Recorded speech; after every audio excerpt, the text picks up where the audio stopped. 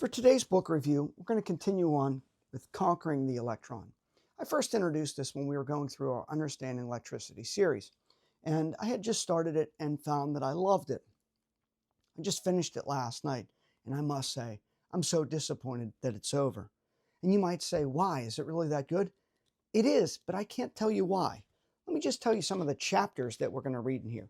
It's going to talk about radar, the dawn of Silicon Valley, crystals, the electronics industry, lightning and electrification, current flow in a vacuum, and computers.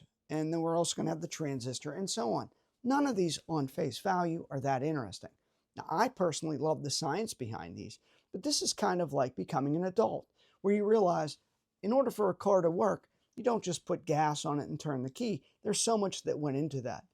This is going to be a very interesting book, kind of about business, about like the contemptuous battles that you might have to go through court. And I know that doesn't sound exciting, but somehow the authors pull it off. Look, the subtitle is The Geniuses, Visionaries, Egomaniacs, and Scoundrels Who Built the Electronic Age. Most of the names in here I don't remember. Most of the court battles I don't remember. I just remember how interesting it was going through.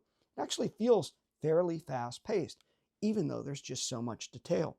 And I would recommend this for really anyone, even if you are not interested in semiconductors, because it helps you understand how do you take a nascent industry, how do you take some discovery, and then take that to becoming a product that people will use. Then what do you do after that? Once you have a viable product, how do you improve it? How do you end up miniaturizing? I mean, it just goes on, things that you probably have never thought of.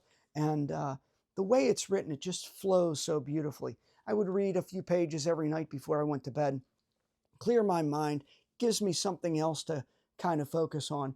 And again, I'm just so disappointed that it's done. So will you like this book? I don't know. I just loved it. If there was another book this size that just kept going, I would keep reading it. It really does help situate, like, how do these smartphones that we use, all of our computers, all of this technology, which seems nearly magical, how did it come about? Well, it becomes really a story of humanity and how individuals work together or against one another trying to figure out what nature's doing. So highly, highly recommend this book. I hope you enjoy it as much as I do. All right, that's your book review for today.